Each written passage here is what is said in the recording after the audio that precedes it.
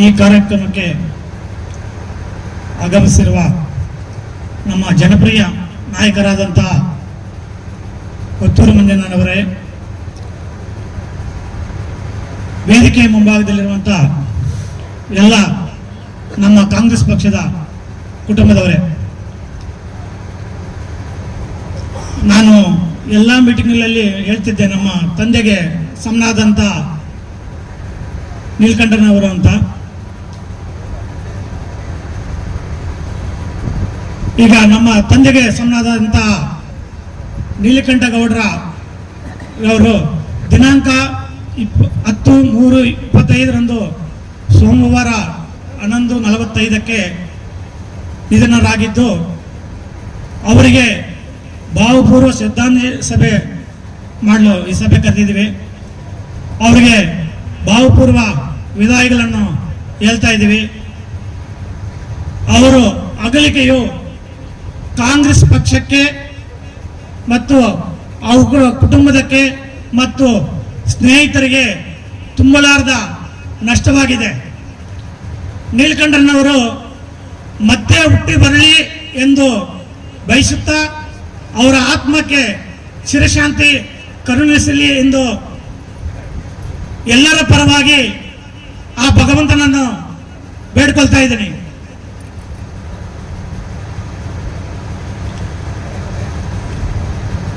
ನೀಲಕಂಠನವರ ಅಗಲಿಕೆಯು ನಮ್ಮ ಕಾಂಗ್ರೆಸ್ ಪಕ್ಷದ ಕಾರ್ಯಕರ್ತರಿಗಿಂತ ಅವರ ಕುಟುಂಬಕ್ಕೆ ಇನ್ನೂ ತುಂಬಲಾರದ ನಷ್ಟ ಆಗಿದೆ.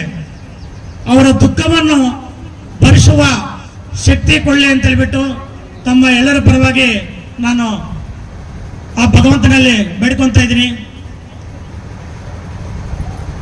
ನಾವೆಲ್ಲರೂ ಅವರು ನೋಡ್ತಿದ್ವು, ಅವರು ಯಾವ ರೀತಿ ಇಲ್ಲಿ ಹೆಡ್ ಮಾಸ್ಟರ್ ತರ ಕೂತ್ಕೊಂಡು ಬೆಳಗ್ಗೆಯಿಂದ ಸಾಯಂಕಾಲವರೆಗೂ ಪಕ್ಷದ ಕಾರ್ಯಕ್ರಮಗಳನ್ನು ಯಾವ ತರ ನಡೆಸ್ತಾ ಇದ್ರು ಅಂತ ನಾವು ನೋಡಿದ್ದೀವಿ. ಈಗ ಅವರ ಕುಟುಂಬಕ್ಕೆ ಅವರ ತಮ್ಮನಾಗಿ, ಅವರ ಮಗನಾಗಿ ನಾವು ಎಲ್ಲ ಕಷ್ಟ ಸುಖಗಳಲ್ಲಿ ನನ್ನ ಜೊತೆಗೆ ನಮ್ಮ ಕತ್ತೂರು ಮಂಜಣ್ಣವರು ಕೂಡ ಎಲ್ಲ ಕಷ್ಟ ಸುಖಗಳಿಗೆ ಭಾಗಿಯಾಗ್ತೀನಿ ಅಂತ ಹೇಳಿದ್ದಾರೆ.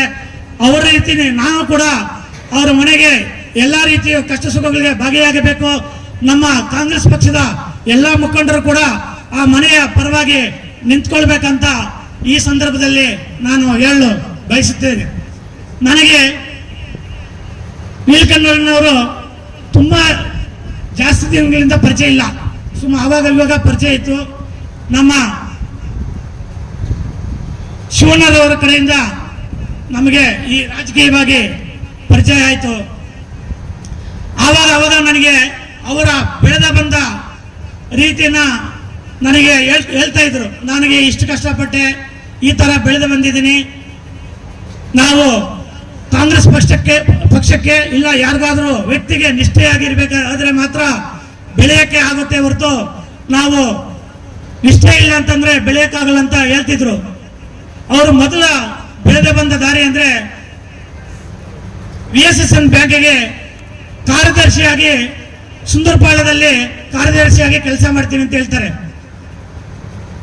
ಮುಂದಿನ ಹಂಗೆ ದಿನಗಳಲ್ಲಿ ನಮ್ಮ ME ಕೃಷ್ಣಪ್ಪ ಅವರ ಕುಟುಂಬ ಒಡನಾಟದಲ್ಲಿ ಅಶೋಕ್ ಕೃಷ್ಣಪ್ಪ ರಾಜಕೀಯ ಗುರುಗಳಾಗಿ ಅವರು ಬೆಳೀತಾ ಇದೀವಿ ಅಂತ ನಮ್ಗೆ ಹೇಳ್ತಾರೆ. ಹಾಗೆ ಮಂಜಣ್ಣನವರ ಬೆಳೆದ ಬಂದ ವಿಷಯಗಳನ್ನು ಆವಾಗ ನನಗೆ ಹೇಳ್ತಾರೆ, ಈ ತರ ರಾಜಕೀಯ ಮಾಡಬೇಕು ಅಂತ. PLD ಬ್ಯಾಂಕ್ ಅಲ್ಲಿ 10 ವರ್ಷ ಮೋಸ್ಟ್ಲಿ ಅಧ್ಯಕ್ಷರಾಗಿ ಕಾರ್ಯನಿರ್ವಹಿಸಿ ರಾಜ್ಯದಲ್ಲೇ ಪ್ರಶಸ್ತಿಯನ್ನು ಪಡೆಯುತ್ತಾರೆ ನಮ್ಮ ರಾಜ್ಯದಲ್ಲೇ. ಆಮೇಲೆ DCC ಬ್ಯಾಂಕ್ ನಿರ್ದೇಶಕರಾಗಿ, ತಾಲೂಕ್ ಪಂಚಾಯಿತಿ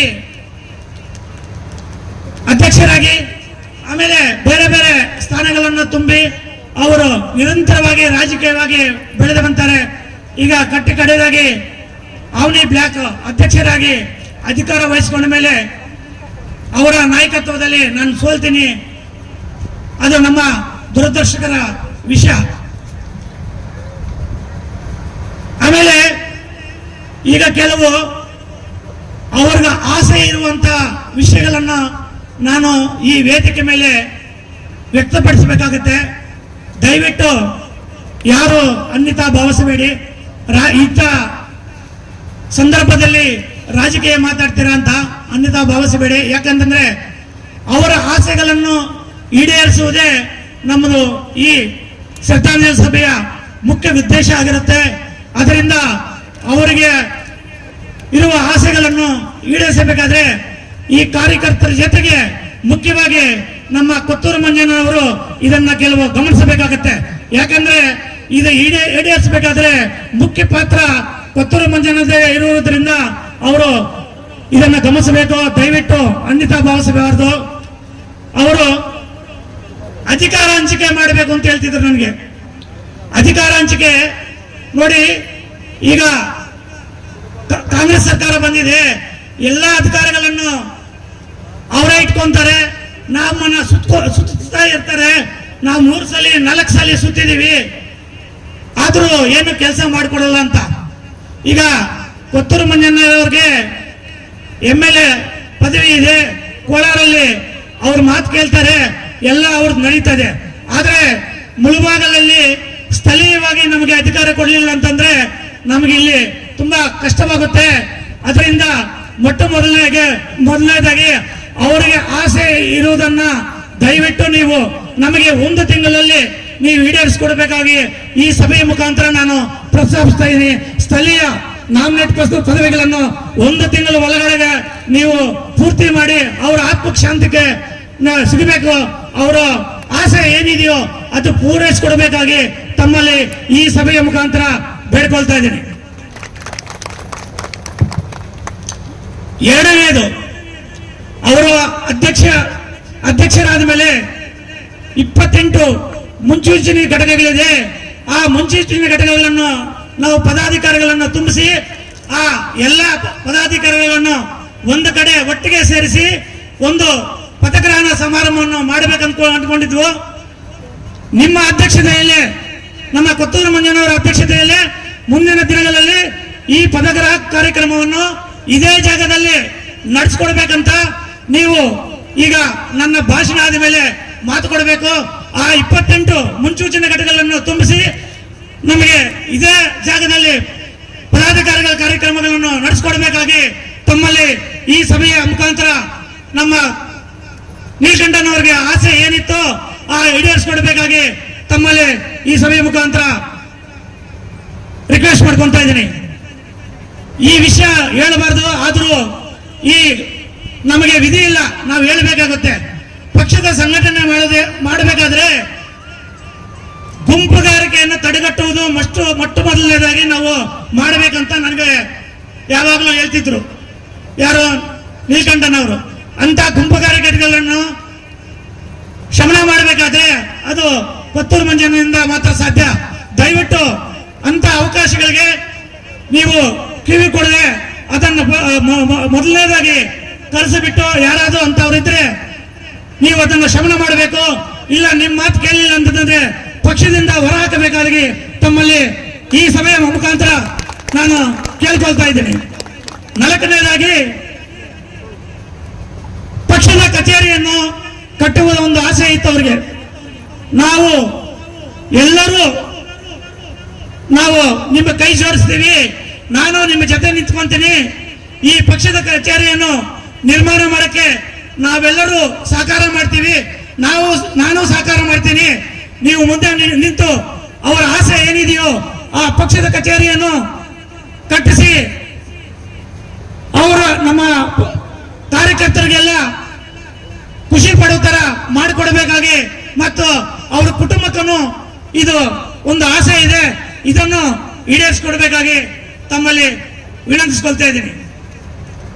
ಹಾಗೆಯೇ ನಮ್ಮ ನೀಲಕಂಠನವರು ರಾಜಕೀಯವಾಗಿ ಸಕ್ರಿಯವಾಗಿ ಯಾವ ತರ ಇದ್ದರು, ಅವರ ಕುಟುಂಬದಿಂದ ಯಾರಾದರೂ ಒಬ್ಬ ಸದಸ್ಯರು ಮುಂದಿನ ದಿನಗಳಲ್ಲಿ ಪಕ್ಷದ ಎಲ್ಲ ಕಾರ್ಯಕ್ರಮಗಳಿಗೂ ಸಕ್ರಿಯವಾಗಿ ಪಾಲ್ಗೊಳ್ಕೊಳ್ಬೇಕಂತ ಈ ಸಭೆಯ ಮುಖಾಂತರ ನಾನು ಬೇಡ್ಕೊಳ್ತಾ ಇದ್ದೀನಿ.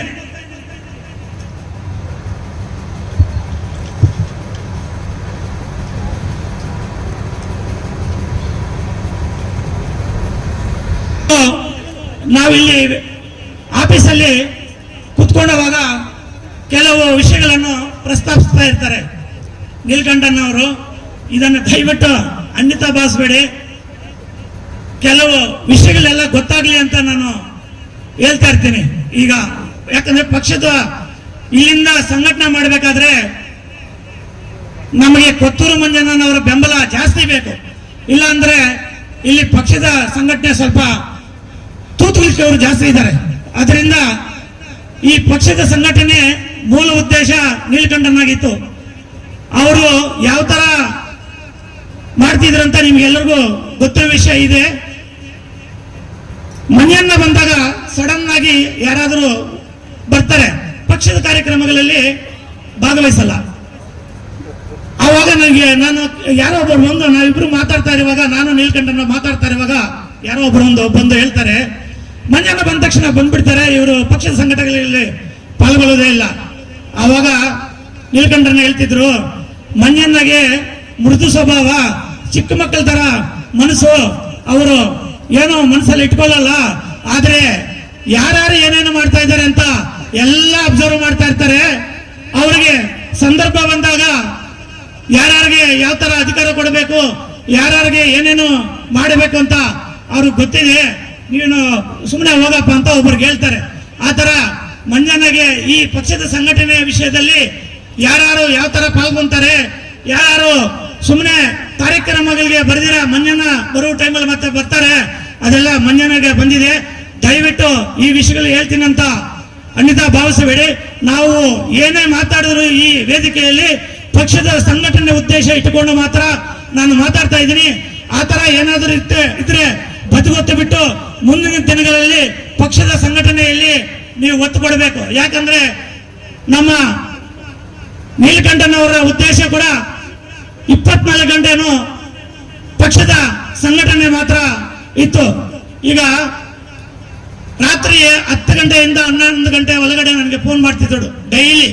ಮೋಸ್ಟ್ಲಿ ಅಕ್ಕ ಅವ್ರಿಗೆ ಗೊತ್ತಿರುತ್ತೆ, ನೋಡಿರ್ತಾನೆ. ಮೊನ್ನೆ ನನಗೆ ಅವ್ರು ಹೇಳಿದ್ರು, ಯಾವಾಗಲೂ ಬೆಳಗ್ಗೆಯಿಂದ ಸಾಯಂಕಾಲದವರೆಗೂ ಏನೇನು ಕಾರ್ಯಕ್ರಮಗಳಾಗಿದೆ, ಏನೇನು ಮಾಡಬೇಕು, ಯಾವ ತರ ಮಾಡಬೇಕು ಅಂತ ಅವರು ರಾತ್ರಿ 10 ಗಂಟೆಯಿಂದ 11 ಗಂಟೆವರೆಗೂ ನನಗೆ ಮಾತಾಡ್ತಿದ್ರು.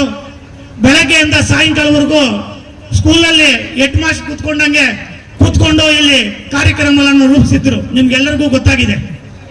ದಯವಿಟ್ಟು ಅವರನ್ನು ಅವರ ಆತ್ಮ ಶಾಂತಿಗೆ ಸಿಗಬೇಕಾದ್ರೆ, ಅವರ ಆಸೆ ಈಡೇರಬೇಕಾದ್ರೆ ನಾವು ಮುಂದಿನ ದಿನಗಳಲ್ಲಿ ನಮ್ಮ ಕೊತ್ತೂರು ಮಂಜಣ್ಣಗೆ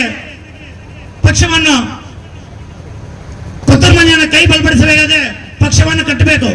ಇನ್ನೊಂದು ವಿಷಯ ಹೇಳಿದ್ರು, ನೋಡಪ್ಪ ನೀನೇನಾದ್ರೂ ಈ ಮೂಲ್ಬಾಗ್ಲಲ್ಲಿ ಗೆದ್ದಿದ್ರೆ ಕೊತ್ತೂರು ಮಂಜಣ್ಣ ಮಿನಿಸ್ಟರ್ ಆಗ್ತಿದ್ರು. ಈಗ ನಾವಿಲ್ಲಿ ಸೋತಿರುವುದರಿಂದ ಮಿನಿಸ್ಟರ್ಗಿರಿ ತಪ್ಪೋಯ್ತು. ಮುಂದಿನ ದಿನಗಳಲ್ಲಿ ಕೊತ್ತೂರು ಮಂಜಣ್ಣನ ಕೈಯನ್ನು ಬಲಪಡಿಸಬೇಕಾದ್ರೆ ನಾವು ಇಲ್ಲಿ ಗೆಲ್ಲಬೇಕು. ಇಲ್ಲಿ ಗೆಲ್ಲುವ ಜೊತೆಗೆ ಇನ್ನೂ ಒಂದು 2-3 MLAಗಳನ್ನ ನಾವು ವಿಶ್ವಾಸಕ್ಕೆ ತಗೋಬೇಕು. ಆವಾಗ ರಾಜ್ಯ ಮಟ್ಟದಲ್ಲಿ ನಾಯಕರಾಗಿ ನಮ್ಮ ಕೊತ್ತೂರು ಮಂಜಣ್ಣವರು ಬೆಳೆಯಕ್ಕೆ ಸಹಕಾರ ಆಗುತ್ತೆ. ಆದ್ರಿಂದ ಗುಂಪುಗಾರಿಕೆ ಇಲ್ಲದೆ ನಾವು ಇಲ್ಲಿ ಪಕ್ಷವನ್ನು ಕಟ್ಟಬೇಕಂತ ಕಿವಿ ಮಾತುಗಳನ್ನು ಹೇಳ್ತಾ ಇದ್ರು. ಈಗ ಕೊತ್ತೂರು ಮಂಜಣ್ಣ ಕೈ ಬಲಪಡಿಸಬೇಕಾದ್ರೆ ಯಾವುದು ಗುಂಪುಗಾರಿಕೆಗಳಿಲ್ಲದೆ ಪಕ್ಷವನ್ನು ಕಟ್ಟಬೇಕಾಗುತ್ತೆ.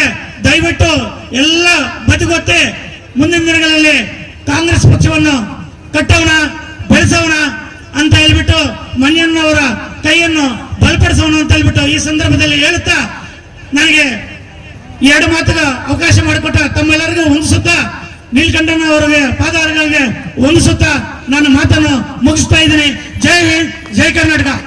ನಾನು ಈಗ ರಿಕ್ವೆಸ್ಟ್ ಮಾಡಿದ ಈ ಭರವಸೆಗಳನ್ನು ಈಡೇರಿಸ್ತೀನಿ ಅಂತ ಹೇಳ್ಬಿಟ್ಟು ಈ ವೇದಿಕೆ ಮೇಲೆ ಮಾತು ಕೊಡಬೇಕಂತ ಕೊತ್ತೂರು ಮಂಜಣ್ಣನ ವಿನಂತಿಸ್ಕೊಳ್ತಾ ಇದ್ದೀನಿ.